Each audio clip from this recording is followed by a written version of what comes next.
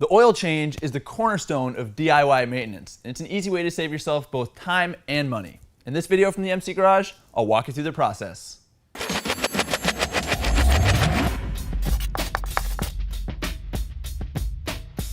The oil and filter change is one of the most important pieces of maintenance there is, and it's the single best way to protect your motorcycle's engine. But to change your oil, you're gonna need a few supplies. If your bike doesn't have a center stand, you're gonna want a rear stand or a front wheel chock.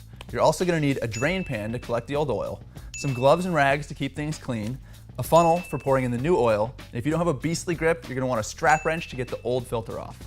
And of course, you're gonna want oil and filter appropriate for your motorcycle. That information can be found in your owner's manual.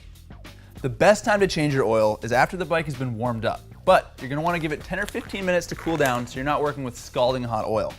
Once you've got your bike up on a stand like this, you're gonna wanna take a rag and wipe down the engine around the oil filter and the drain plug. Once you have the area cleaned up, go ahead and put your drain pan under the engine and then crack your drain plug loose. All right, now you can unscrew the drain plug by hand, but position your arm so that it's not in the way of the oil that's about to come pouring out of the engine. If you don't drop this guy in the drain pan and you don't get oil all over your arm, you're doing a great job. It's always a good idea to keep some rags handy in case you spill any oil, and typically if I'm doing this in the driveway, I'll put a big piece of cardboard down so I don't stain the ground. Once the oil is drained out of the engine, it's time to remove the oil filter. Sometimes you can just grab that thing and spin it off, but more likely than not, you're gonna need a filter wrench like this universal strap wrench from Motion Pro. Go ahead and pour whatever oil you can out of the filter, then wipe it off and set it aside. All right, now it's time to install your new oil filter. What you're gonna wanna do is take your rag and wipe the sealing surface for the oil filter clean. Then, take your new filter and apply a little bit of oil to the sealing O-ring on the bottom so that it spins on smoothly.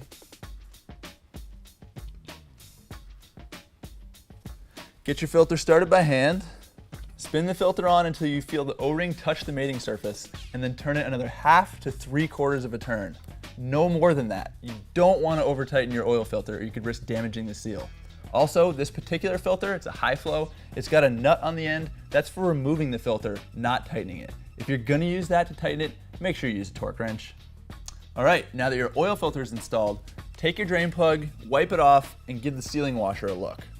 Your owner's manual will always recommend replacing the sealing washer, but I'm not gonna lie. If this thing's not chewed up, I usually just flip it over and reuse it. So, the easiest way to screw up an oil change, besides forgetting to put oil back in the engine, is to over tighten this guy.